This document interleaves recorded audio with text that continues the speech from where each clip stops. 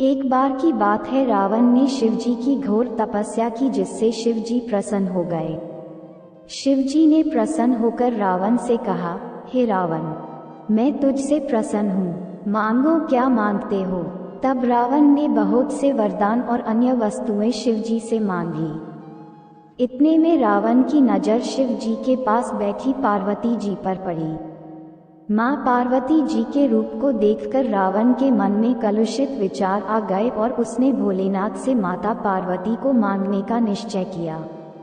रावण ने भोलेनाथ से कहा, हे प्रभु, आपने तो मुझे सब कुछ दे दिया, लेकिन मुझे एक चीज और चाहिए। तब शिवजी ने कहा, मांगो क्या मांगते हो। शिवजी के वचन सुनकर रावण ने कहा, हे प्रभु, हे भोलेनाथ, मुझे पार्वती जी चाहिए।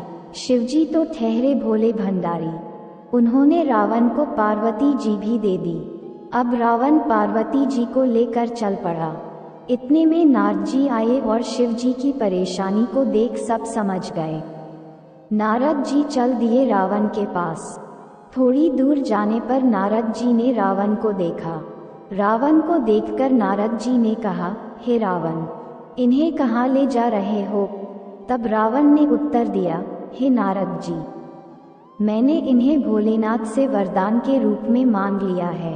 ये सुनकर नारद जी ने कहा, ये पार्वती जी नहीं है, ये तो उनकी प्रतिछाया है। पार्वती जी को तो पहले ही भोलेनाथ ने मय दानव के पास पाताल में छिपा दिया था। यदि तुम्हें असली पार्वती चाहिए तो पाताल जा।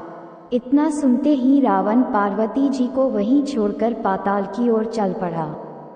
पाताल में जाकर वह पार्वती जी को ढूंढने लगा। तभी सामने से उसे एक अत्यंत सुंदर स्त्री आती हुए दिखी। रावण ने उस स्त्री से पूछा, हे सुंदरी, तुम कौन हो, अपना परिचय दो। उस स्त्री ने कहा, मैं मंदोदरी हूँ, मय दानव की पुत्री। रावण मंदोदरी की सुंदरता देखकर उस पर मोहित हो गया और कहने लगा, चल, तू मेरे साथ चल। इतना कहकर वह पार्वती जी को भूलकर मंदोदरी को साथ लेकर चल दिया एवं उसी से विवाह कर लिया।